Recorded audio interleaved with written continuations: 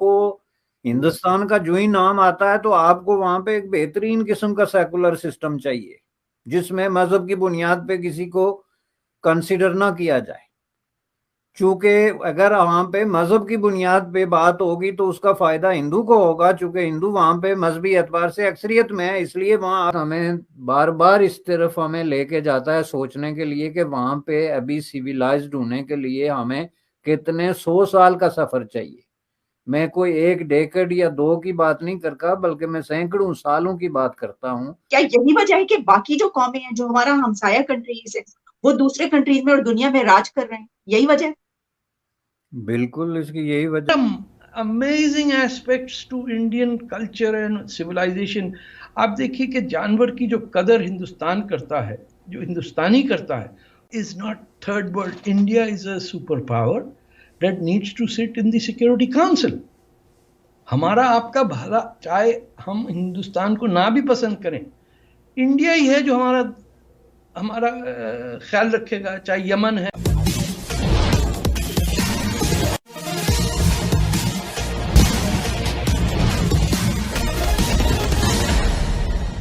पाकिस्तान हिंदुस्तान से ही अलग होकर बना है, इसलिए पाकिस्तानी मीडिया में यह चर्चा हो रही है कि आज पाकिस्तान में जो कट्टरपंथ जन्म ले रहा है और वही पाकिस्तान के सारी परेशानियों के मूल जड़ में है। इसलिए पाकिस्तान को भारत से सीखना चाहिए, भारत ही उसकी मदद करेगा, क्योंकि हिंदू सभ्यता पाकिस्तान के इस्लामिक सभ्यता से 100 साल आगे है।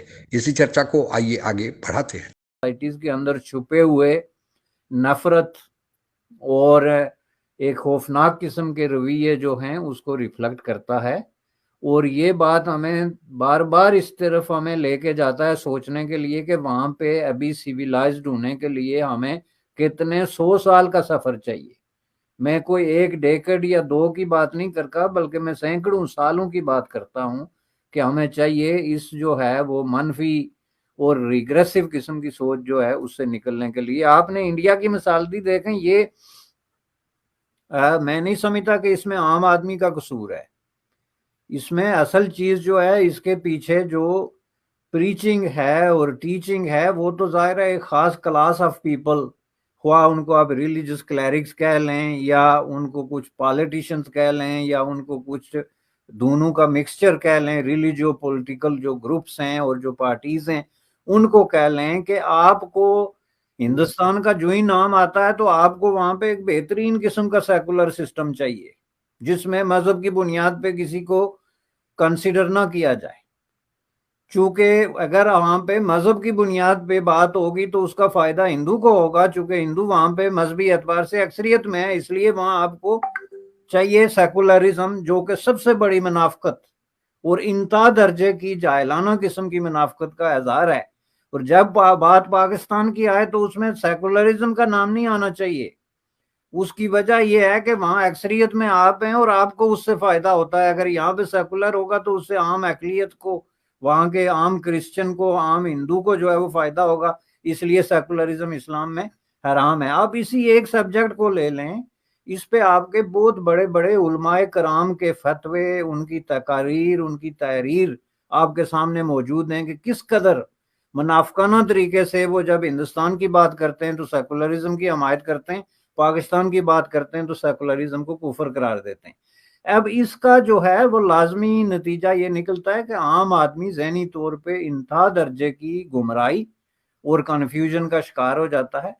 ये आप अंदाजा लगाएं कि जो आदमी दौलत कमाने के लिए इंग्लैंड चला गया और वो वहां जाके भी हिंदू को अपना दुश्मन नंबर 1 समझता है और उसकी खातर वो अपना बिजनेस, अपना वीजा और अपनी जान तक जो है वो कुर्बान करने के लिए तैयार है, उससे आप अंदाजा लगा लें कि आपने बर्रे सगीर के अंदर किस तरह की खौफनाक किस्म की मेंटालिटी बना दी है।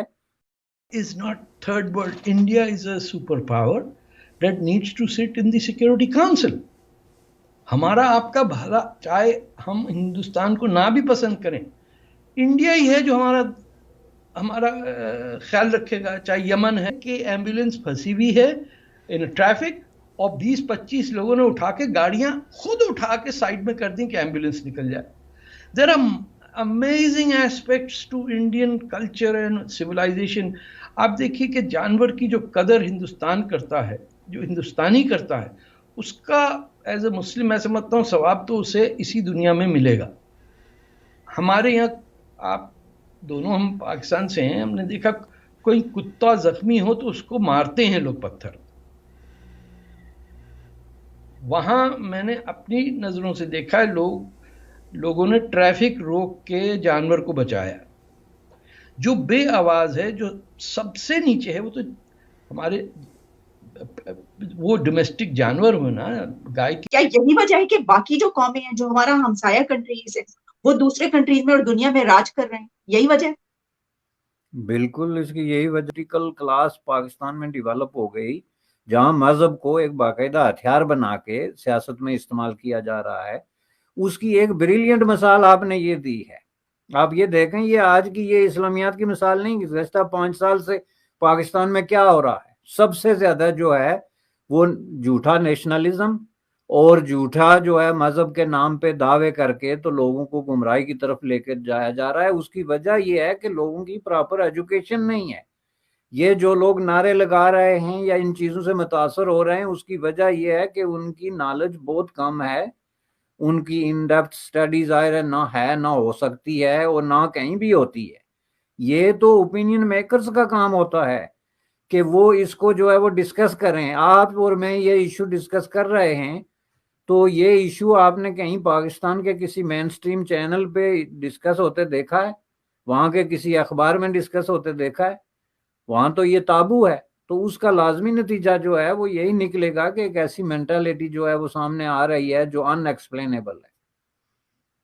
तो सर फिर तो हमारा मुस्तकबिल तो फिर हमें फिर पता होना चाहिए, हमारे सामने ही है ना, कि अगर आपकी जो है वो 60% यूथ की आपकी ये मेंटालिटी आप बना रहे हैं और है, तो हमने जो पूरी दुनिया में फिर करना है और कहाँ पर पहुंचना है, कहीं पहुंचना भी है या नहीं, यहीं पे खड़े रहना, तो ये तो फिर इससे मुस्तकबिल का अंदाजा हो। ये डिपेंड करता है कि मुस्तकबिल आप कहती किसको है। मेरे नजदीक तो यही मुस्तकबिल है जिसका आपको सामना है।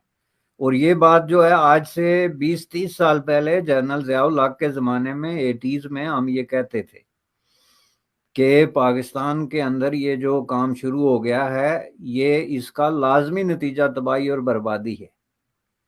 तो उस तबाही और बर्बादी को आज आप अपना मुस्तकबिल तस्लीम करें कि ये मुस्तकबिल है, और कल ये तबाही और बर्बादी इससे आगे इसलिए बढ़ेगी कि कल तक जो है जो लोग वर्दी में या बंदूक के जोर पे ये बातें करते थे या बहुत बड़ा एक क्लैरिक का होलिया बना के ये बातें करते थे, तो फिर भी लोगों को कुछ डाउट होता था। लेकिन आज जब आपकी सोसाइटी का एलीट और इस तरह के लोग जो हैं मुख्तलिफ किस्म के होलिये धार के, रूप धार के तो ये बातें करते हैं, तो इसका आप मुस्तकबिल देख लें। तारीख है अनफॉर्चुनेटली, लेकिन तारीख है, ये मैं बता दूं, उसमें रोशनी की कोई। आप पहले, सबसे पहले तो ये जहालत का एक अंदाज ये देखें। दूसरा, आप ऊपर से एक ताज़ा 3 रिपोर्ट जो है वो पाकिस्तान की यूनिवर्सिटीज़ के हवाले से देख लें। ये जो अभी जो है वो यूनिवर्सिटीज़, दुनिया की यूनिवर्सिटीज़ के हवाले से एक रिपोर्ट आई है, उसमें आप मुझे एक यूनिवर्सिटी दिखा दें जो दुनिया की पहली 500 यूनिवर्सिटीज़ में से किसी एक में, या मेयार तालीम के हवाले से जो उसको क्रिटिसाइज किया गया है कि ये कम अज़ कम जो है वो 100 साल पीछे है बाकी दुनिया से। भारतीय सभ्यता में हमेशा से ही यह ताकत रही है कि सबको जोड़ कर लेके चलता है, और यही कारण है कि पाकिस्तानी समाज में जब फूट, विखंडन, कट्टरवाद बढ़ रहा है तो पाकिस्तानी मीडिया इस बात को स्वीकार कर रहा है कि हिंदू सभ्यता और संस्कृति ही पाकिस्तान को बचा सकता है, क्योंकि उसमें ही विश्व बंधुत्व का भाव है। सारे विश्व में लोग हैं वो एक परिवार के हैं, वसुधा ही कुटुंब है। यही भावना भारतीय सभ्यता और संस्कृति का मूल आधार है। दूसरे को मदद करना ही भारतीय सभ्यता और संस्कृति का आधार है। पाकिस्तान तो चाहता है कि भारत सेकुलर रहे। सेकुलर का अर्थ यानी वहाँ पर हिंदू और मुस्लिम को बराबर दर्जा दिया जाए, लेकिन पाकिस्तान में यह अपनी जब बात आती है तो वह दर्जा नहीं देता है। यहाँ तक कि पाकिस्तानियों ने यह लड़ाई अब यूके में भी ले जाकर खड़ा कर दिया है, और वहाँ भी पिछले क्रिकेट मैच के दौरान उन्होंने मंदिरों पर अटैक किया। यही कारण है कि पाकिस्तान की जो यह कट्टरपंथी वाली नीति है वह दूसरे को ज़्यादा नुकसान भले पहुंचाए या ना पहुंचाए, पाकिस्तान को तो सबसे ज़्यादा पहुंचा रही है। और यही कारण है कि आज पाकिस्तान को दुनिया में पूछने वाला नहीं। दरअसल पाकिस्तान का जन्म ही गलत आधार पर हुआ था, और चूंकि गलत जन्म ही हुआ, नाजायज जन्म ही हुआ, तो फिर पाकिस्तान के सुधरने की गुंजाइश भी बहुत कम बची रहती है। कहा गया कि हिंदू और मुसलमान साथ नहीं रह सकते, इसलिए अलग पाकिस्तान देश का जन्म होना चाहिए जो मुसलमानों का देश है। लेकिन पाकिस्तान के लोगों ने जब यह थ्योरी दिया अलग होने के लिए, तो फिर पाकिस्तान से ज़्यादा तो मुसलमान भारत में ही है।